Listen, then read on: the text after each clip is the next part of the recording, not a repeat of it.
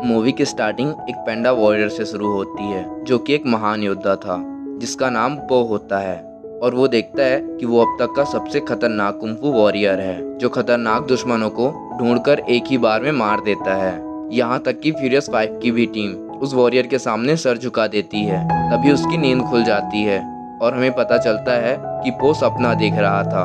पो का बचपन से एक ही सपना होता है कि वो कुंफू सीखे और फ्यूरियस 5 के जैसे एक कुंफू मास्टर बने। फ्यूरियस 5 एक कुंफू मास्टर की टीम होती है जो कि उस घाटी में सबसे बेस्ट होती है, जिसमें मंकी, मैंटिस, क्रेन, वाइपर और टाइग्रस ये 5 योद्धा होते हैं जिन सभी को मास्टर शिफू ने ट्रेन किया होता है।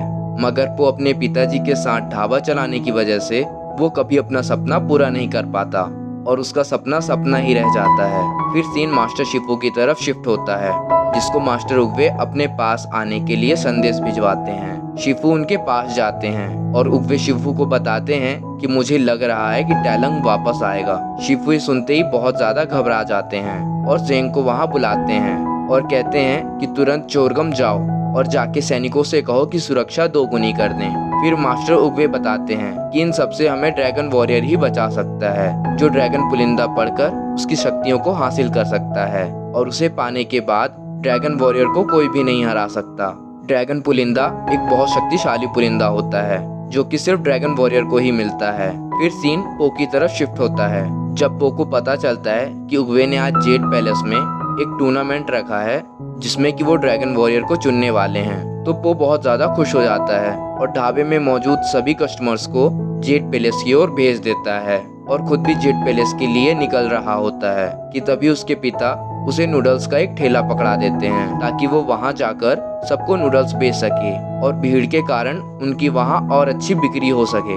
और फिर वो अपने ठेले के साथ वहां जाने के लिए निकल जाता है मगर वो ठेला लेकर सीढ़ियों पर चढ़ ही नहीं पाता। परेशान होकर वो वहीं ठेले को छोड़कर आगे बढ़ता है। वहीं दूसरी तरफ मास्टर उग्वे शिफू को कहते हैं कि जो आज ड्रैगन योद्धा बनेगा वो न सिर्फ घाटी में शांति लाएगा बल्कि तुम्हारे मन में भी शांति लाएगा। वो कैसे भी करके ऊपर पहुंचता है मगर तब तक पैलेस का दरवाजा बंद हो चुका होता है और टूर्नामेंट शुरू हो जाता है। वहीं दूसरी तरफ फ्यूरियस 5 की टीम अपने हुनर का जलवा दिखा रही होती है और वो अंदर आने के लिए कुछ न कुछ जुगाड़ करता रहता है। वो नए नए तरीके आजमाता है। वो एक पेड़ पर चढ़कर टूर्नामेंट देखने की कोशिश करता है लेकिन वहाँ से पटाखों के पास गिर जाता है और तभी उसे एक आइडिया आता है। वो सारे पटाखों को इकट्ठा करता है और उन्हें एक कुर्सी पर बांधता है और खुद उसके ऊपर बैठ जाता है और पटाखे जला देता है और उड़ते हुए मैदान के बीचों बीच बहुत तेजी से जा गिरता है।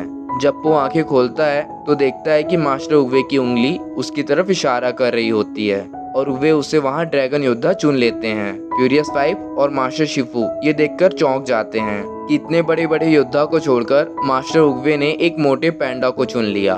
मगर घाटी के लोग बहुत ज्यादा खुशियां मनाते हैं जहाँ फ्यूरियस 5 की टीम मास्टर शिफू से माफी मांगती है। उनमें से टाइग्रस कहती है कि हमें माफ कर दीजिएगा मास्टर शिफू कि हमने आपको निराश किया। शिफू उनसे कहते हैं कि अगर कल तक पैंडा वापस नहीं गया तो मैं मानूंगा कि मैंने तुम्हें निराश किया। इसके बाद हमें जेंग को दिखाया जाता है जो कि चोरगम जेल में पहुंच चुका होता है और वो वहां के जेलर को शिफू का मैसेज देता है।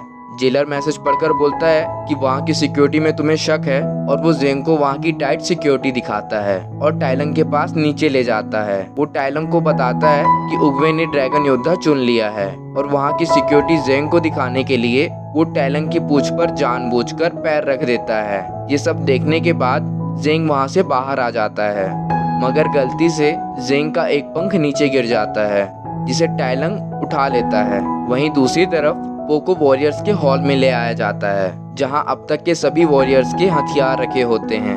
पो के लिए ये सब नया होता है और उसे अभी तक यकीन नहीं होता कि वो एक ड्रैगन योद्धा है। वो बड़े ही सरप्राइज से हर एक चीज को देख रहा होता है पर तभी उससे वहां पड़ा एक पॉट टूट जाता है।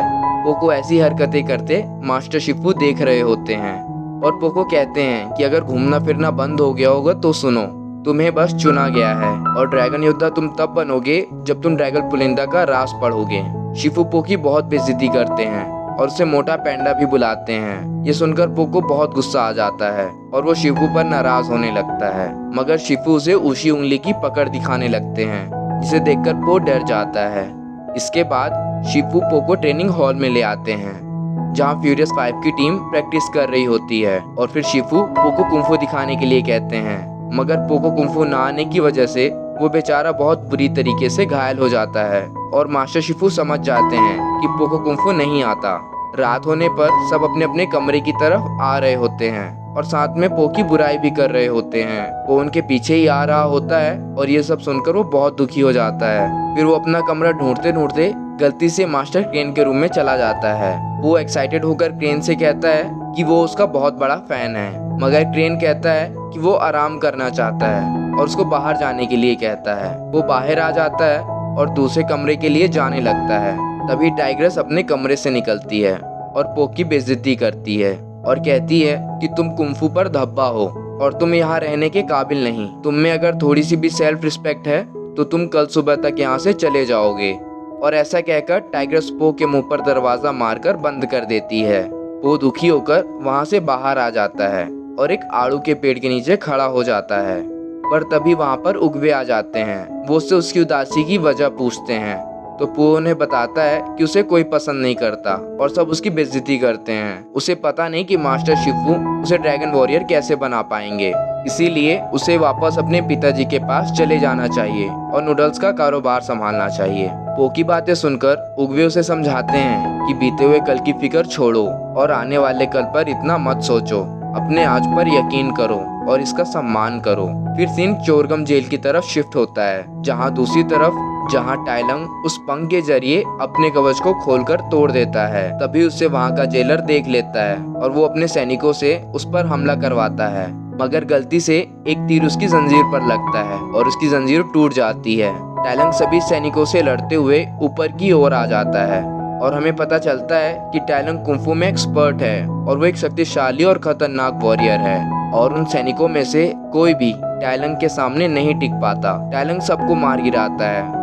जेलर उसे रोकने के लिए ब्रिज तोड़ देता है, मगर टाइलंग टूटे हुए ब्रिज पर चढ़कर ऊपर आ जाता है और ऊपर लगे हुए बॉम्ब को उन सैनिकों के ऊपर फेंक देता है, जिससे सारे सैनिक मारे जाते हैं। वो ज़ेंग को पकड़कर कहता है कि जाकर शिफू को बता दे कि असली ड्रैगन वॉरियर घर वापस आ रहा है। अगली सुबह हम शिफू को देखते हैं जो पो को उठाने उसके कमरे में जाते हैं, मगर पो अपने कमरे में नहीं होता। ये देखकर सब खुश हो जाते हैं क्योंकि उनको लगता है कि पो डरकर वहाँ से चला गया। फिर सब प्रैक्टिस करने के लिए टेंपल जाते हैं और पो को देखकर सबके होश उड़ जाते हैं। सब देखते हैं कि पो वहाँ अकेला प्रैक्टिस कर रहा होता है। शिफू को पो के ऊपर बहुत गुस्सा आता है और वो उसकी हिम्मत तोड़ने के लिए उसे फ्यूरियस 5 की टीम से लड़वाते हैं। पो, जिसको कुंफू के बारे में कुछ भी नहीं पता होता, वो सबसे बहुत बुरी तरीके से हार जाता है। आखिर में शिफू उससे खुद लड़ते हैं और उसे घसीट घसीट कर पीटते हैं, मगर पो कहता है कि मैं कभी हार नहीं मानूंगा और शिफू गुस्से में आके पो को सीढ़ियों से नीचे फेंक देते हैं। वो काफी जख्मी हो जाता है। वो वापस अपने कमरे में आ जाता है जहाँ वाइपर और मैंटिस उसका इलाज कर रहे होते हैं, जहाँ मैंटिस उसे बताता है कि शिफू पहले इतने पत्थर दिल नहीं थे और वो एक समय था जब वह मुस्कुराया भी करते थे। तो पो पूछता है कि किससे पहले, और तभी वहाँ टाइग्रेस आ जाती है और उसे बताती है कि टाइलंग से पहले, जिसने ना सिर्फ शिफू का भरोसा तोड़ा बल्कि उन्हें चोट भी पहुंचाई। बल्कि वो तो उन्हें एक टेंपल के पास मिला था और शिफू ने उसे अपने बेटे की तरह पाला। यहाँ तक कि जब उसने कुंफू में अपनी रुचि दिखाई तो शिफू ने उसे कुंफू भी सिखाया। उन्होंने उसे खुद पर यकीन करना सिखाया। लेकिन जब ड्रैगन योद्धा चुनने का समय आया तो उगवे ने उसके मन में लालच देखा और उसे ड्रैगन पुलिंदा नहीं दिया, जिससे वह भड़क गया और घाटी के सारे लोगों को मारने लगा। उसने जबरदस्ती पुलिंदे को छीनना चाहा, मगर उगवे ने उसे कैद कर लिया और इस धोखे की वजह से शिफू बहुत सख्त हो गए और अब वह किसी को टाइलंग के जैसा प्यार भी नहीं करते और ना ही मन से कुंफू सिखाते हैं। फिर सीन शिफू पर शिफ्ट होता है, जो कि अंदरूनी शांति के लिए ध्यान लगाने की कोशिश कर रहे थे। तभी वहाँ ज़ेंग आ गिरता है और उन्हें बताता है कि टाइलंग वापस आ रहा है। जो शिफू सुनते ही दौड़ते हुए उगवे के पास जाते हैं और उगवे सब सुनने के बाद बताते हैं कि शिफू, तुम्हें खुद पर यकीन करना होगा और पो को कुंफू सिखाना होगा, क्योंकि सिर्फ वही है जो कि टाइलंग को रोक सकता है। यह कहकर वो शिफू को अपनी छड़ी पकड़ा देते हैं और खुद हमेशा के लिए चले जाते हैं। यहाँ पो सबको नूडल्स बनाकर खिलाता है।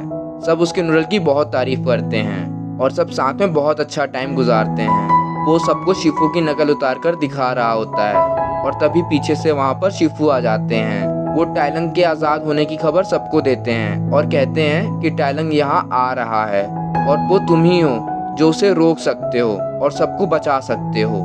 जिसे सुनते ही पो सबको छोड़कर वापस जाने के लिए नीचे भागने लगता है। तो शिफू उसे रोकते हैं मगर पो उनकी कोई भी बात नहीं सुनता। शिफू से कहते हैं कि मैं तुम्हें कुंफू सिखाऊंगा, लेकिन पो कहता है कि मैं इतने दिनों से कोशिश ही तो कर रहा हूँ, लेकिन आप मुझे सिखाना ही नहीं चाहते, बल्कि आप तो मुझसे पीछा छुड़ाना चाहते हैं। दोनों में बहुत बहस होती है। ऊपर खड़ी टाइग्रेस ये सब देख रही होती है और खुद ही टाइलंग से अकेले लड़ने चली जाती है, जिसका पीछा करते हुए बाकी के वॉरियर्स भी उसके साथ मिल जाते हैं।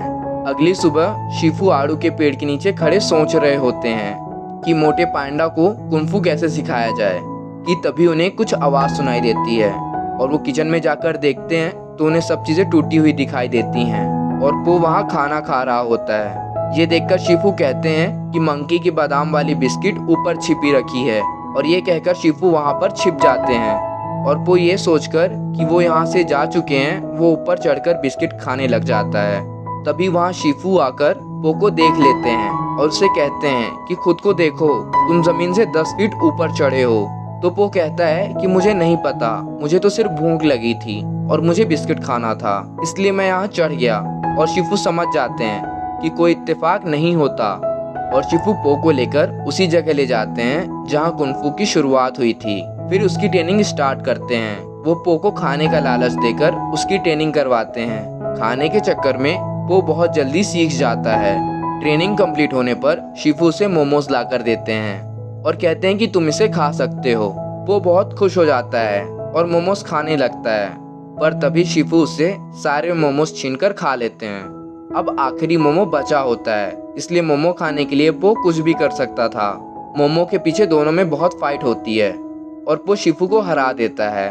फिर हमें फ्यूरियस 5 को दिखाया जाता है जो टाइलंग से लड़ने जा रहे होते हैं और एक ब्रिज पर पहुंचते हैं जहां दूसरी तरफ से टाइलंग आ रहा होता है और सभी ब्रिज की रस्सियां काट देते हैं। लेकिन तभी टाइग्रेस टाइलंग को एक पंच मारकर ब्रिज पर गिरा देती है और खुद भी ब्रिज पर गिर जाती है। टाइग्रेस से लड़ते हुए टाइलंग को आइडिया हो जाता है कि वो ड्रैगन वॉरियर नहीं है। तभी मंकी पो का नाम ले देता है, जिससे टाइलंग को ड्रैगन वॉरियर का नाम पता चल जाता है। फिर सब मिलकर उससे बहुत जांबाज तरीके से लड़ते हैं, मगर टाइलंग उनकी बॉडी को शून्य करके सबको हरा देता है। इतनी पावरफुल टीम होने के बावजूद भी उनमें से कोई भी टाइलंग को नहीं हरा पाता। फिर सीन पो और शिफू पर शिफ्ट होता है, जो कि टेंपल से वापस आ रहे होते हैं।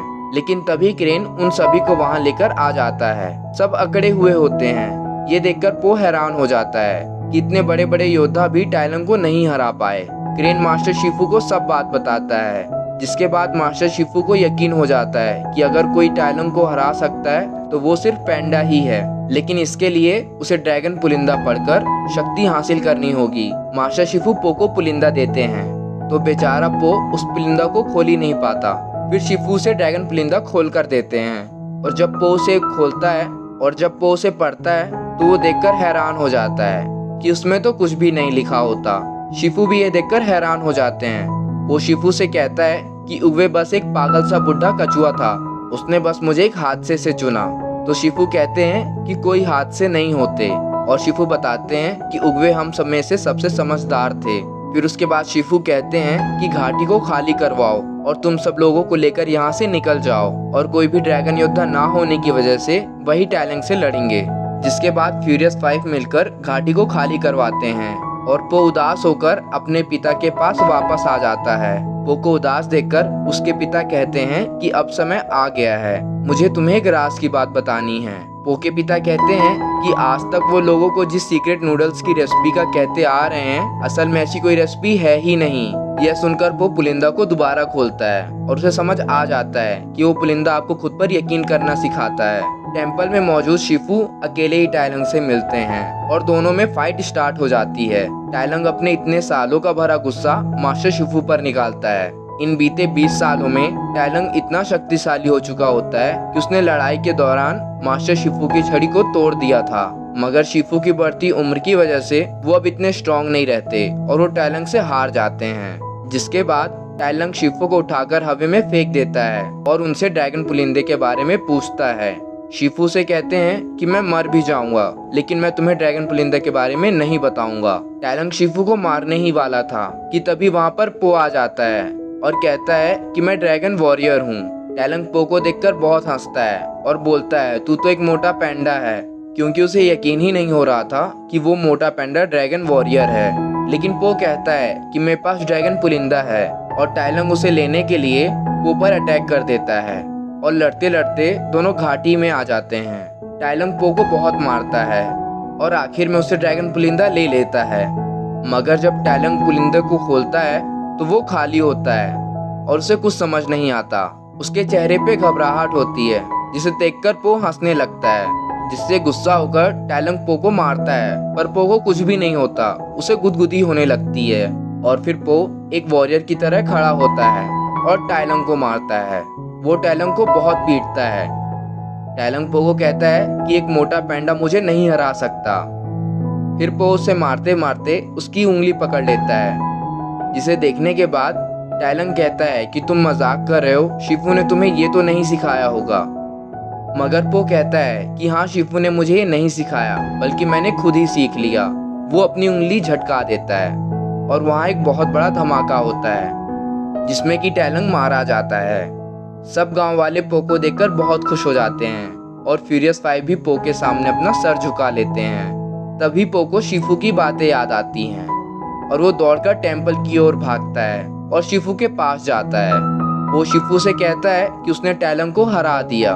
तो शिफू कहते हैं कि उग्वे ने सही कहा था, तुम सबके लिए शांति लाओगे। और ये कहकर शिफू अपनी आंखें बंद करने लगते हैं, मगर पो उनकी हालत देखकर बोलता है कि शिफू आप नहीं मर सकते। लेकिन शिफू खांसते हुए बोलते हैं कि वो बस थक गए हैं और वो आराम कर रहे हैं। और पो उनको परेशान करने लगता है और उनके साथ लेट जाता है और यहीं पर मूवी एंड हो जाती है।